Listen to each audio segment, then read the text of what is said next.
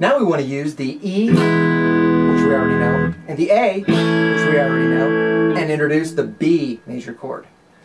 The B major chord is a really hard one. I'm going to show you a couple different ways to try to approach it, but once you know that, then you'll know all 7, A, and then B, and then C, D, E, F, and G. You'll know all 7 musical alphabet letter major chords. You'll be ready to practice all kinds of fun stuff. The B major chord is essentially an A major chord, except that it's moved up 2 frets. Everything about the A has to be moved up 2 frets. It's easy enough to see that you've got these 3 in a row. You're going to move them up 2 frets. But also you have to remember that the open A string needs to be moved up 1, 2 frets also. So, here's your B. You want to take your index finger and place it on the note B, 2nd fret, A string. Then you want to reach over with your middle, ring, and pinky and place them all 3 on adjacent strings, D, G, and B strings at the 4th fret. And that's your B major chord. Strumming the B major chord is easy enough.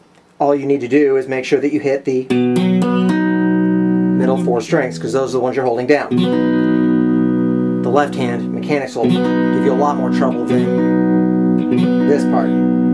But you want to make sure that you hear all those notes clearly and cleanly. Here's a couple of other tips on the B major chord for beginners, because it is a monster. It's a bear. You can also simply start by playing the note in the A string and the note in the D string, these 2, until you can get to the next string, until you can get to the next one. So, just start with the bottom 2 notes, then rearrange your fingers so you can get the first 3 notes of it, then rearrange your fingers so you can get all 4 of them.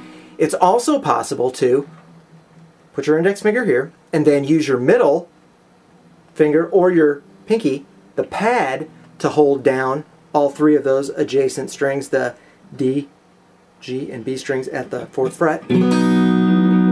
Notice that I got my index finger down here on the low A string, and then I'm using my ring finger or my pinky to just bar across those other 3 strings.